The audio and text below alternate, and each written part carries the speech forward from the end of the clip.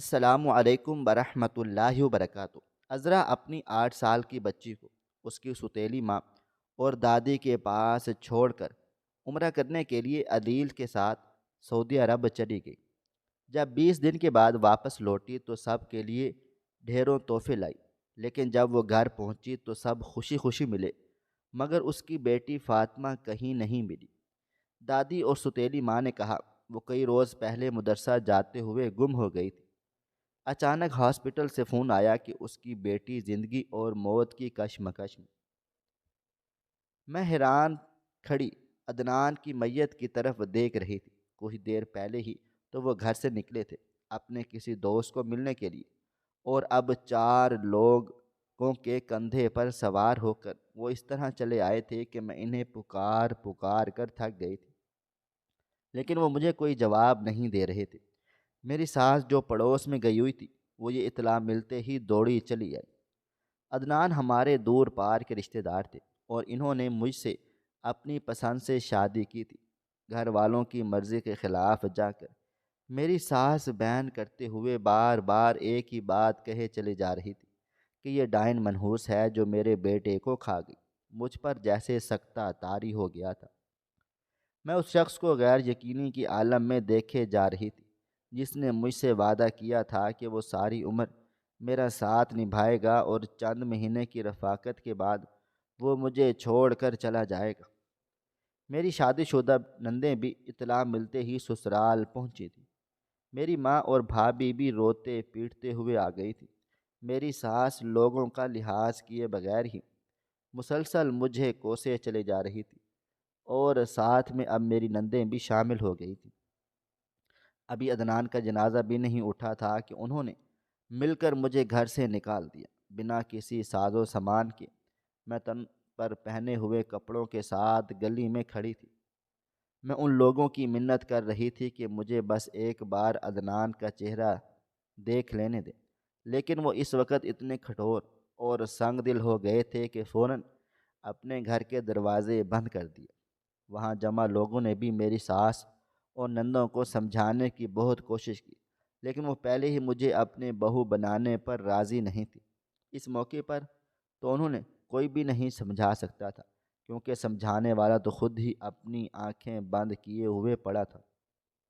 میری ماں اور بھابھی مسلسل مجھے گھر لے جانے کی ضد کر رہی تھی، لیکن میں بھی مسلسل ان کے دروازے کے باہر ہی بیٹھی رہی تھی، اور جب عدنان کا جنازہ باہر گلی میں نکلا تو میں اس کے ساتھ ساتھ چلنا شروع ہو گئی تھی۔ مجھے عدنان کے بھائیوں بہنوئی اور باپ نے بھی جنازے کے ساتھ چلنے سے منع کر دیا، لیکن میں مسلسل چلتی رہی تھی۔ قبرستان میں پہنچ کر جب نماز جنازہ کے بعد سب کو آخری بار دیدار کرایا گیا تو میں نے بھی جا کر اسے آخری بار جی بھر کے دیکھا۔ اس کے چہرے پر اس کی وہی مسکان ٹھہری ہوئی تھی جو وہ ہمیشہ سے اپنے چہرے پر سجائے رکھتا تھا، چاہے حالات کتنے ہی سخت کیوں نہ ہو جائیں۔ نہ جانے کون ظالم تھا جو موبائل تو چھین کر لے ہی گیا تھا، لیکن پھر بھی جاتے جاتے اس نے عدنان سے اس کی زندگی بھی چھین لی تھی۔ میرا بھائی مجھے سمجھا رہا تھا کہ سب لوگ جا چکے ہیں، لیکن میں مسلسل قبر کے پاس ہی بیٹھی ہوئی تھی، اور بالآخر میرے گھر والے بھی مجھے قبرستان سے لے گئے۔ اس وقت میں 5 ماہ کی حاملہ تھی۔ ہم دونوں نے مل کر اپنے ہونے والے بچے کے لیے ڈھیروں خواب بن رکھے تھے، لیکن شاید قدرت کو یہی منظور تھا کہ یہ بچہ دنیا میں آنے سے پہلے ہی یتیم ہو جائے گا۔ زندگی کہیں نہیں ٹھہرتی، اس لیے دیکھتے ہی دیکھتے 4 ماہ گزر گئے تھے۔ ایک شدید تکلیف بھرے دن کے بعد میں نے اپنی پیاری سی بیٹی کو جنم دیا تھا۔ اس کی آنکھیں بالکل عدنان کے جیسی تھیں اور چہرہ میرے جیسا تھا۔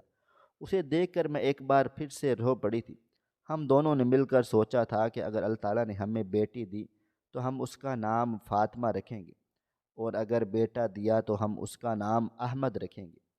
میرے بھائی نے بڑی امید کے ساتھ میری ساس کو اطلاع بھجوا ڈالی کہ وہ دادی بن گئی ہیں، ایک بار آ کر معصوم بچی کے سر پر ہاتھ رکھ دیں، لیکن انہوں نے بڑی سختی کے ساتھ منع کر دیا تھا کہ مجھ سے یا اس بچی سے ان کا کوئی بھی تعلق نہیں۔ زندگی کی گاڑی یوں ہی آہستہ آہستہ چلنا شروع ہوئی تو بچی کے اخراجات کی وجہ سے سالوں سے خاموش خدمت گزار بھائی اور بھابھی بھی پریشان ہو گئے۔ ان کے بھی اپنے چار چار بچے تھے اور میری بیٹی کے اوپر ہونے والا خرچ بھائی کی قلیل تنخواہ سے بھی پورا نہیں ہو پا رہا تھا۔ انہوں نے کئی بار دبے دبے لفظوں میں اماں سے کہا کہ اب وہ میرا رشتہ کر دیں یا پھر میری ساس کو اس بات پر مجبور کریں کہ وہ اس بچی کے لیے عذرا کو واپس لے جائیں۔ دونوں ہی صورتیں بہت مشکل تھیں۔ میں نے امی جان کو اپنی ساس سے رابطہ کرنا سے منع کر دیا اور شادی سے بھی انکار کر دیا، کیونکہ مجھے معلوم تھا مجھے تو ہزاروں رشتے مل جائیں گے لیکن میری بچی کو باپ کا پیار نہیں ملے گا۔ اس لیے میں نہیں چاہتی تھی کہ وہ ماں کے پیار سے بھی محروم ہو جائے۔ میں نے بچی کو امی کے حوالے کیا۔ اس وقت فاطمہ صرف 1.25 سال کی تھی جب میں پہلی بار گھر سے نکل کر گارمنٹس فیکٹری میں ملازمت کرنے لگ گئی تھی۔ اب ہر مہینے میں بھائی بھی کے ہاتھ پر 5,000 پر رکھ دیتی تاکہ انہیں میرا کھانا پینا برا نہ لگے۔ میری بچی کی ضروریات بھی سکون کے ساتھ پوری ہو رہی تھی اور ساتھ میں ہی میں اپنی امی کو بھی پیسے دے دیتی تھی۔ میں نے خود کی ذات کو یکسر فراموش کر دیا تھا۔ حالانکہ میری عمر صرف ابھی 24 سال تھی لیکن میں دیکھنے والوں کو 30 سال سے اوپر کی لگتی تھی۔ فاطمہ 6 سال کی ہو چکی تھی۔ میری امی جان اب مجھے بار بار مجبور کر رہی تھی کہ وہ فاطمہ کو اپنے ساتھ رکھ لیں، لیکن مجھے دوسری شادی کر لینی چاہیے، کیونکہ اکیلی عورت کا اس معاشرے میں زندگی بسر کرنا کوئی صحیح فیصلہ نہیں ہے، بلکہ آنے والے وقت میں مشکلات اور بھی بڑھتی ہی چلی جائیں گی۔ مگر میرا دل بری طرح سے ٹوٹ چکا تھا، اس لیے میں نے امی جان کو انکار کر دیا۔ گورنمنٹ کی فیکٹری میں ہمارے میل بھی کام کرتے تھے۔ ایک ہی کمپنی میں کام کرنے کی وجہ سے آہستہ آہستہ میرا ایک ورکر کے ساتھ اچھا خاصا ذہن ملنے لگا تھا، کیونکہ وہ بھی اپنی ذاتی زندگی میں بہت ساری مشکلات کا شکار رہا تھا اور ایک ہی جگہ کام کرتے ہوئے سبھی لوگ ایک دوسروں کی پریشانیوں سے بخوبی آگاہ تھے۔ اس کی بیوی زینت ایک تیز مزاج کی عورت تھی اور اس کی ماں کا ہر وقت جینا حرام کر کے رکھتی تھی۔ اللہ تعالیٰ نے اسے شادی کے 5 سال بعد اولاد سے نوازا تھا اور اب اس کا بڑا بیٹا 4 سال کا تھا۔ اکثر وہ میلے کچیلے کپڑوں میں بھوکے پیٹ ہی کمپنی میں آ جاتا تھا۔ اب میں گھر سے ایکسٹرا کھانا لانے لگی تھی، میں اسے کھانا دے دیتی۔ ایک روز اس نے ایسی بات کہی کہ میں حیرت سے اس کے چہرے کی طرف دیکھنے لگی اور پھر نہ جانے جذبات نے کیا رنگ لیا، میں نے اس کی آفر قبول کر لی۔ وہ مجھ سے نکاح کرنا چاہتا تھا اور میں بھی امی کے بار بار اصرار کی وجہ سے مجبور ہو گئی تھی۔ بجائے اس کے کسی شادی شدہ انسان سے شادی کر کے وہ فاطمہ کو اپنے گھر نہیں لے جائے گا بلکہ امی جان اس کو پالیں گی۔ بہتر تھا ایسے مرد سے شادی کرنا جو فاطمہ کو اپنے ساتھ رکھنے پر رضامند ہو جائے، اور عادل نے مجھ سے پہلا وعدہ ہی یہی کیا تھا کہ وہ میری بچی کو ہمیشہ اپنی سگی اولاد کی طرح چاہے گا اور اسے اپنے خاندان کے ساتھ رکھ کر اپنا نام بھی دے گا۔ میں نے عادل سے کہہ دیا کہ وہ میری والدہ سے بات کر سکتا ہے۔ اگلے ہی ہفتے عادل اپنی امی کو لے کر بات کرنے کے لیے پہنچ گیا تھا۔ میری بھابھی اور بھائی نے اس بات پر بہت اعتراض کیا کہ وہ اپنی پہلی بیوی کی موجودگی میں مجھ سے شادی کرنا چاہتا ہے، لیکن میں نادان تھی۔ میں بھائی اور بھابھی سے کہا، میں اپنا گھر بسانے کے لیے کسی دوسری عورت کا گھر اجاڑنا نہیں چاہتی اور میں اپنی محبت سے اس کی پہلی بیوی اور بچوں کا دل جیتنے کی کوشش کروں گی، اور اگر میں ایسا نہ کر سکی تو پھر میں ایک الگ گھر میں رہنے لگ جاؤں گی۔ بہرحال کافی بحث و مباحثے کے بعد بھائی جان راضی ہوئے اور 1 ماہ کے بعد سادگی سے نکاح کر کے عادل کے ساتھ اس کے گھر پہنچ گئے۔ گھر کافی بڑا تھا۔ اس کی پہلی بیوی زینت کو سب کچھ علم تھا۔ مجھے تو لگا تھا شاید وہ مجھے قبول کرنے میں کافی وقت لے گی، لیکن اس کا نرم رویہ دیکھ میں حیران و پریشان رہ گئی۔ شادی سے پہلے میری سوچ یہ تھی کہ میں اب مزید فیکٹری میں کام نہیں کروں گی، البتہ گھر میں اگر سلائی کا کام مجھے ملتا رہے تو میں کر لوں گی۔ لیکن 1 مہینہ چھٹیاں کاٹ کر ہی مجھے اندازہ ہو گیا کہ ایک کمائی میں دو بیوی اور بچوں کا پالنا ناممکن ہے۔ اس لیے میں نے عادل کو کچھ کہے بغیر ہی واپس کمپنی میں جا کر کام کرنے لگی۔ میری یہ ساس مجھ سے بہت نرمی سے پیش آتی تھی۔ فاطمہ کو بھی انہوں نے بہت جلدی قبول کر لیا تھا۔ فاطمہ انہیں دادی جان اور زینت کو بڑی ماما بلاتی تھی۔ ہماری شادی کو 1 سال گزر گیا۔ میں جب بھی اپنی بچی کے کپڑے جوتے لاتی تو زینت کے دونوں بیٹوں کے کپڑے اور جوتے بھی لاتی۔ جب بھی اپنا سوٹ بناتی تو زینت اور امی کا بھی سوٹ بنا دیتی تھی۔ وہ گھر جس میں پہلے ہر روز فساد ہوتا تھا اب امن کا گہوارہ بن گیا تھا۔ پڑوسی بھی زینت کا یہ بدلاؤ دیکھ کر بڑے حیران تھے، کیونکہ اس نے شادی کے بعد سے کبھی بھی عادل کو سکون کا سانس نہیں لینے دیا تھا۔ میں چند ہی دنوں میں زینت پر اپنی سگی بہن کی طرح بھروسہ کرنے لگ گئی تھی۔ میری بچپن سے خواہش تھی کہ میں عمرہ کرنے ضرور جاؤں گی، اور اسی مقصد کے لیے جب میں نے نوکری شروع کی، اپنی ایک چھوٹی سی کمیٹی ڈال رکھی تھی۔ عادل کو اس بارے میں کچھ بھی علم نہ تھا۔ جیسے ہی میری کمیٹی پوری ہوئی اور مجھے یک مشت 16 لاکھ روپے ملے تو مجھے لگا کہ اب میرا خواب پورا ہو جائے گا۔ میں نے اچھی طرح سوچ سمجھ کر عادل سے بات چیت کرنے کا فیصلہ کیا۔ اس روز کمپنی سے گھر جاتے ہوئے خوب اچھی سی مٹھائی لے کر گھر گئی۔ میں نے زینت اور امی کو بتایا کہ میں عمرے پر جانا چاہتی ہوں اور اس کا انتظام بھی مکمل ہو گیا ہے، اور وہ دونوں بھی یہ سن کر بڑی خوش ہوں، یا شاید مجھے محسوس ہوا۔ میں نے اپنی بیٹی فاطمہ کو بتایا کہ میں چند دن کے لیے اس کے بابا کے ساتھ ملک سے باہر جاؤں گی۔ وہ اپنی بڑی ماما اور دادی کے پاس رہنا چاہتی ہے، یا پھر نانی اور ممانی کے ساتھ۔ فاطمہ کا اپنے چھوٹے بھائیوں کے ساتھ اچھی طرح سے دل لگ چکا تھا، اور ساتھ ہی وہ باقاعدگی سے اسکول بھی جاتی تھی، اس لیے اس نے مجھے فوراً سے منع کر دیا کہ وہ نانی کے گھر نہیں جائے گی، بلکہ اپنی بڑی ماما کے ساتھ ان کے پاس ہی رکے گی۔ میں بالکل مطمئن ہو گئی۔ میں نے عادل کو جب یہ خوشخبری سنائی تو وہ بھی بڑا خوش ہوا، اور ہم لوگ اپنے کاغذات بنوانے میں مصروف ہو گئے۔ چند دن کے بعد ہمارا پاسپورٹ ویزا تیار ہو گیا۔ ہم لوگ عمرے کی ادائیگی کے لیے سعودی عرب روانہ ہو گئے۔ شروع میں ایک دو بار میری فاطمہ اور دوسرے بچوں سے بات ہوئی۔ فاطمہ بہت خوش تھی اپنی بڑی ماں اور بھائیوں کے ساتھ۔ پھر میرا رابطہ گھر نہیں ہوا۔ کچھ تو میری طبیعت خراب تھی، اور کچھ میں جب بھی گھر کال کرنے کی کوشش کرتی تو آگے نیٹ ورک کا ایشو ہوتا تھا۔ 20 روز کے بعد میں ڈھیروں تحائف لے کر وطن واپس پہنچی۔ ہم نے خود ہی کسی کو ایئرپورٹ آنے سے منع کر دیا تھا۔ ہم لوگ گھر پہنچے تو اماں اور زینت کچھ پریشان سی تھی۔ انہوں نے ہمارا بہت اچھا استقبال کیا۔ دونوں بچے میرے سوٹ کیس کو لپٹ لپٹ کر مجھ سے پوچھ رہے تھے کہ میں ان کے لیے کیا کیا کچھ لائی ہوں۔ میں نے زینت سے پوچھا کہ فاطمہ اب تک سکول سے نہیں آئی، کیونکہ گھڑی میں اس وقت 3 بج رہے تھے، تو میری ساس نے زینت کا ہاتھ پکڑ کر اسے چپ کروایا اور خود کہنے لگی، بیٹا ہم نے تمہیں پریشان نہیں کیا، لیکن مسئلہ یہ ہے کہ فاطمہ 4 روز پہلے مدرسے جانے کے لیے گھر سے نکلی، لیکن ابھی تک کچھ اتا پتہ معلوم نہیں ہو سکا۔ ہم نے اسے ڈھونڈنے کی بہت کوشش کی، اور محلے والے مسلسل اسے ڈھونڈ رہے ہیں۔ یہ بات سن کر میں نے اپنا سینہ تھام لیا۔ میں نے شکایتی نظروں سے زینت کی طرف دیکھا اور کہا، باجی یہ اتنی بڑی بات تھی، آپ مجھ کو بتا بھی تو سکتی تھی نا۔ پہلی بار میرا لہجہ کچھ تلخ ہوا تھا۔ اس پر زینت رونے لگی اور کہنے لگی، عذرا مجھے ڈر تھا تم یہ سمجھو گی کہ میں نے تمہاری بیٹی کا خیال نہیں رکھا، اس لیے میں نے تمہیں نہیں بتایا، اور مسلسل اسے ڈھونڈنے کی کوشش بھی جاری ہے۔ میں نے یہ سوچا ہوا تھا کہ شاید تمہارے پہنچنے سے پہلے ہی فاطمہ واپس آ جائے گی۔ میں نے فوراً عادل کی طرف دیکھا اور انہوں نے کہا، آپ بھی فاطمہ کی گمشدگی کا سن کر ایک دم پریشان ہو گئے تھے، اور ابھی ہم دونوں پولیس اسٹیشن جانے کے لیے نکل ہی رہے تھے کہ گھر میں لگے PTCL فون کی گھنٹی بجی، اور جب عادل نے فون اٹھایا تو معلوم ہوا سٹی ہاسپٹل سے فون ہے۔ انہوں نے زخمی حالت میں ایک بچی لاوارث ملی ہے، جس نے انہیں اپنا نمبر بتانے کی کوشش کی۔ اگر وہ ہماری بچی ہے تو ہم فوراً سے پہنچیں، اس کی حالت اس وقت سخت خطرے میں ہے۔ میں نے ایک دم سے اپنا دل تھاما تھا، کیونکہ میں نے ہی اسے اسکول جانے سے پہلے گھر کا نمبر یاد کرنے کی عادت ڈال دی۔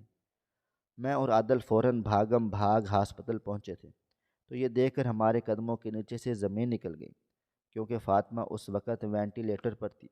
وہ شدید زخمی تھی۔ ڈاکٹروں نے بتایا تھا کہ کوئی بھی اچھی امید نہیں ہے، کیونکہ بچی پر بہت بری طرح سے تشدد کیا گیا ہے، اور یہ بچی کہیں پر قید تھی، جہاں سے یہ چھوٹ کر بہت مشکل سے بھاگی ہے، اور کسی رحم دل کار سوار نے اسے ہاسپٹل پہنچا دیا ہے۔ میں فاطمہ سے ملنا چاہتی تھی، لیکن وہ شیشے کے دوسری طرف زندگی اور موت کی کشمکش میں مبتلا تھی۔ اس کا پورا جسم پٹیوں سے ڈھکا ہوا تھا، اور وہ مصنوعی تنفس پر اپنی زندگی کی جنگ لڑ رہی تھی۔ ڈاکٹروں کا کہنا تھا کہ اسے لوہے کے راڑ یا ڈنڈوں کے ساتھ مارا پیٹا اور پھر گھسیٹا بھی گیا ہے۔ بچی کے پاؤں کی ہڈیاں بری طرح سے ٹوٹی ہوئی ہیں اور اس کی پوری کمر تشدد کی وجہ سے جگہ جگہ سے فریکچر ہے۔ سر کے پچھلے حصے میں بھی بہت گہری چوٹ تھی۔ میرا دل لرز رہا تھا کہ اتنی چھوٹی سی معصوم بچی نے کسی کا کیا بگاڑا تھا کہ تشدد کرنے والے نے اسے اس حال میں پہنچا دیا۔ میں مسلسل رو رہی تھی۔ میرے گھر سے امی اور بھابھی بھی پہنچ گئیں۔ عادل نے گھر فون کر کے زینت اور اماں کو بھی بتا دیا تھا، لیکن حیرت کی بات تھی کہ وہ دونوں ہی ہاسپٹل نہیں آئی۔ میری بھابھی اور ماں مجھ سے سخت ناراض تھیں۔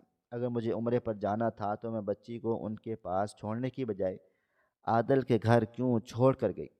عادل بھی پریشان اور شرمندہ سا نظر آ رہا تھا۔ میں نے بھابھی کی طرف دیکھ کر نظریں جھکا لیں اور کہا، فاطمہ ان کے ساتھ رہنا نہیں چاہتی تھی اور اسی کی ضد پر میں اسے بڑی ماں کے حوالے کر کے گئی تھی۔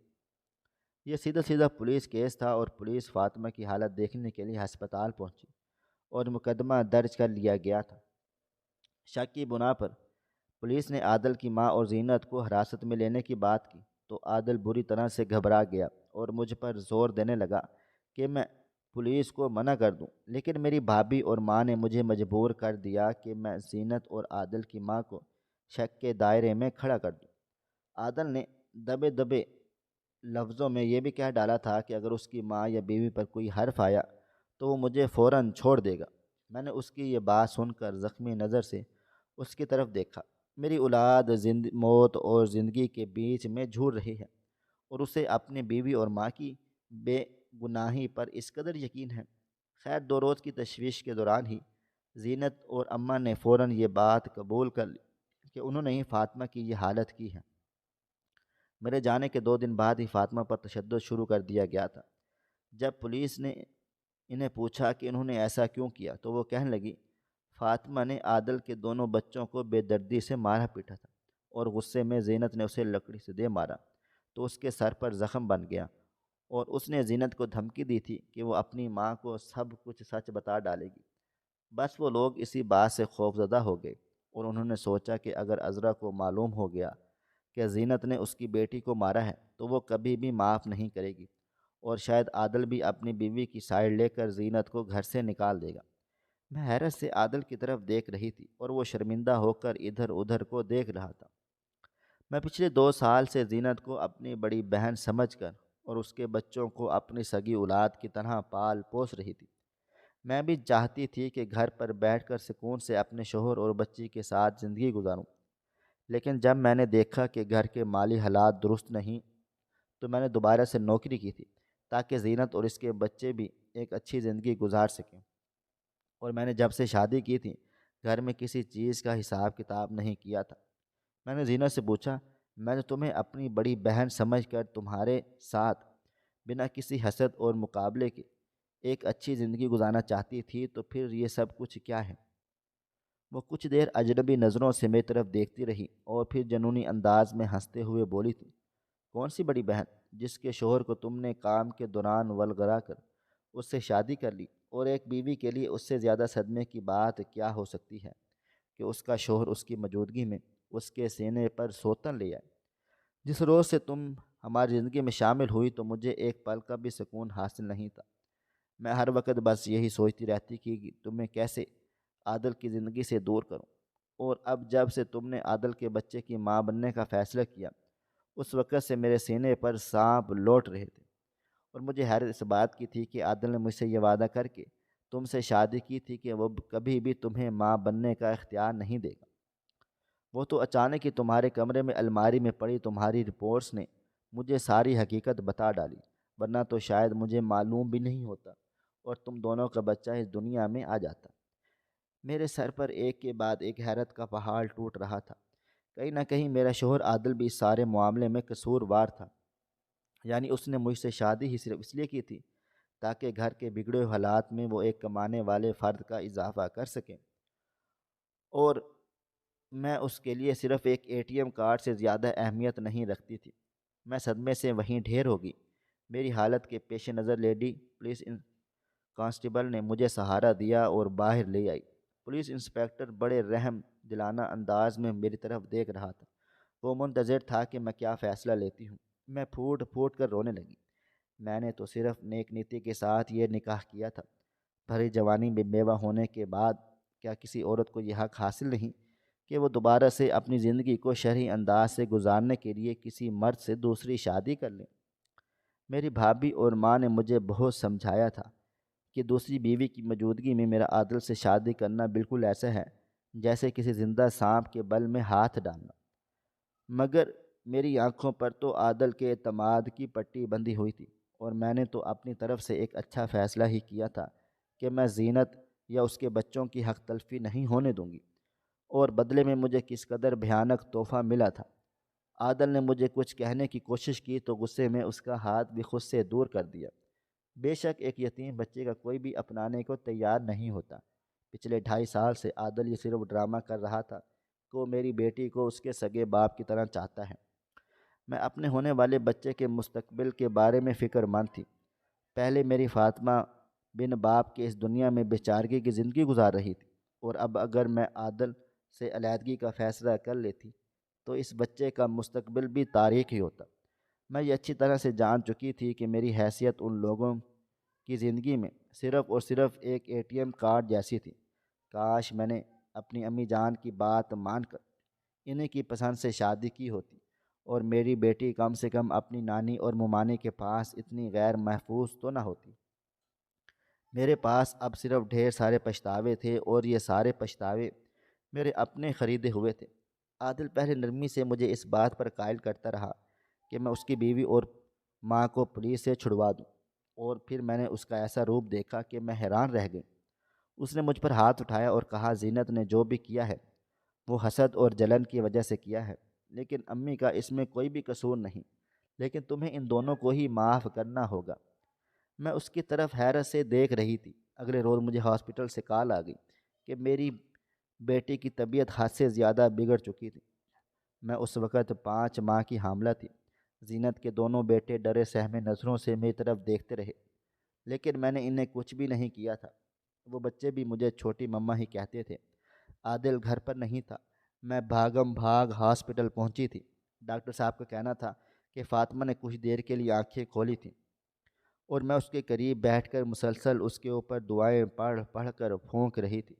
میں کیا جانتی تھی کہ خدا کے گھر کا طواف کرنے جا رہی ہوں، اور ظالم لوگ پیچھے سے میری بیٹی کو اس دنیا سے ہی رخصت کرنے والے ہیں۔ میرا بھائی، ماں اور بھابھی اس وقت میرے ساتھ تھے۔ فاطمہ نے پھر سے تھوڑی دیر کے لیے آنکھیں کھولی تھیں۔ وہ مجھے دیکھ کر کچھ کہنے کی کوشش کر رہی تھی۔ ڈاکٹر اسے منع کر رہے تھے کہ وہ نہ بولے، لیکن شاید اب تک مجھے پہچان رہی تھی۔ مجھے دیکھ کر ٹوٹی پھوٹی آواز میں کہنے لگی، ماما، بڑی ماما بہت گندی ہیں۔ انہوں نے خود بھی مجھے بہت مارا اور پھر مجھے ایک گندے انکل کے حوالے کر دیا۔ انہوں نے میرے ساتھ بہت برا سلوک کیا۔ اتنا کہہ کر وہ رونے لگی، اور میرے قریب کھڑا ہوا میرا بھائی غصے سے بے قابو ہو رہا تھا۔ مطلب فاطمہ کی حالت صرف زینت کے تشدد کی وجہ سے نہیں تھی، بلکہ بعد میں بھی اس بچی کے ساتھ کوئی ظلم ہوا تھا۔ اس کے سر کے اندر لگی ہوئی اندرونی چوٹوں نے اس کا بچنا محال کیا ہوا تھا۔ میں اپنی بیٹی کے دونوں ہاتھ پکڑ کر دیوانگی کے ساتھ چوم رہی تھی۔ میں نے اکیلے اسے 6 برس تک پھولوں کی طرح پالا پوسا تھا، مگر دنیا والوں کے دباؤ کے سامنے میں نے دوسری شادی کرنے کا فیصلہ کر کے اپنے ہاتھوں سے ہی اپنی گود اجاڑ لی تھی۔ ہم لوگ تڑپتے رہ گئے، اور تھوڑی ہی دیر میں میری معصوم سی بچی ہمیشہ ہمیشہ کے لیے اپنی آنکھیں بند کر لی۔ جب یہ اطلاع عادل کو ملی تو وہ بھاگم بھاگ ہاسپٹل پہنچا، جہاں پر میرے بھائی نے اس کا گریبان پکڑ لیا۔ اب اس کی بیوی اور ماں کا بچنا بڑا مشکل تھا۔ انسپکٹر نے تشویش کا دباؤ بڑھایا تو زینت نے اپنا یہ جرم بھی قبول کر لیا تھا کہ اس نے تو فاطمہ کے ساتھ معمولی مار پیٹ کی، لیکن بعد میں اس نے اپنے کزن سے 2 لاکھ روپے لے کر فاطمہ کو اس کے حوالے کر دیا تھا۔ میں چپ چاپ اپنی بیٹی کے مردہ وجود کو دیکھے چلی جا رہی تھی۔ پہلے اس کا باپ مجھے اکیلا چھوڑ کر چلا گیا تھا، اور اب وہ بھی اپنے باپ کے پاس ہی پہنچ گئی۔ میری امی اور بھائی نے بہت مشکلوں سے مجھے سنبھالا۔ میں نے انسپکٹر سے کہہ دیا کہ وہ اپنی تشویش درست انداز سے کریں، کیونکہ میں زینت یا اس کی ساس کو کسی صورت معاف نہیں کر سکتی۔ پولیس نے عادل کو بھی شک کے گھیرے میں رکھ کر گرفتار کر لیا۔ وہ میرے سامنے چیختا چلاتا رہ گیا اور کہنے لگا کہ اس کے دونوں معصوم بچے رول جائیں گے، لیکن میرا دل اس وقت پتھر کا ہو چکا تھا۔ میری بیٹی تو معصوم بچی ہی تھی، وہ کون سا ہوش مند تھی۔ دونوں بچوں کو ان کی نانی کے حوالے کر دیا گیا۔ میری بیٹی کے پوسٹ مارٹم نے ثابت کیا کہ اس کے ساتھ ایک سے زیادہ لوگوں نے درندگی اٹھائی تھی، اور یہ سارا تشدد اور سب کچھ مل کر ہی اس کی موت کا سبب بنا تھا۔ اگر فاطمہ بچ بھی جاتی تو میں ان لوگوں کو بھی معاف نہ کرتی۔ عدالت میں مقدمہ چل رہا ہے۔ انسپکٹر صاحب میرے ساتھ بہت جلد تعاون کر رہے ہیں۔ امید ہے فاطمہ کے قاتل جلد از جلد اپنے انجام کو پہنچ جائیں گے۔ اللہ تعالیٰ نے مجھے ایک بیٹے سے نواز دیا ہے۔ اس بچے کا مجھے غم بھی ہے اور خوشی بھی۔ غم اس بات کا کہ وہ عادل جیسے دھوکے باز شخص کا بیٹا ہے، اور خوشی اس بات کی کہ فاطمہ کے بعد اللہ تعالیٰ نے دوبارہ مجھے اولاد کی نعمت سے نواز دیا ہے۔ یہ معاشرہ کہتا ہے کہ اکیلی عورت کو گناہوں کی زندگی سے بچنے کے لیے دوسری شادی کر لینی چاہیے، لیکن دوسری شادی کے بعد اس کی اولاد اور اس کے ساتھ جو ظلم ڈھائے جاتے ہیں ان پر سبھی لوگ خاموش ہو جاتے ہیں، اور اکثر عورت کو ہی یہ تلقین کی جاتی ہے کہ وہ اپنا گھر بچانے کے لیے یہ سبھی کچھ برداشت کریں۔ میرا عادل سے نکاح کرنا میری زندگی کی سب سے بڑی غلطی اور بھول تھی۔ میں جو پہلی ہی مصیبتوں اور دکھوں کے ہاتھوں ماری ہوئی تھی، اب میرے پاس جینے کا کوئی امید یا سہارا نہیں تھا، سوائے اس کے کہ مجھے اپنے بیٹے کو پال پوس کر ایک اچھا انسان بنانا ہے، اور اس کے لیے مجھے اب ساری عمر ہی محنت مشقت کی زندگی گزارنا ہوگی۔ میرے بھائی اور بھابھی کے دل میں بھی احساس جاگ اٹھا ہے کہ وہ نہ فاطمہ کے ساتھ گھر میں امتیازی سلوک کرتے اور نہ ہی میں تنگ ہو کر دوسری شادی کا فیصلہ کرتی۔ اللہ تعالیٰ سب کی گود آباد رکھے اور کسی کی اولاد کو بھی ایسی اذیت بھری موت نہ دے، آمین۔ ناظرین، آپ کو آج کی کہانی کیسی لگی؟ کمنٹ باکس میں اپنی رائے کا اظہار کریں۔ ناظرین، مزید اس طرح کی سبق آموز کہانیاں سننے کے لیے ہماری ویڈیوز کو لائک کریں، شیئر کریں اور ہمارے چینل کو سبسکرائب کر لیں۔ شکریہ۔ اللہ حافظ۔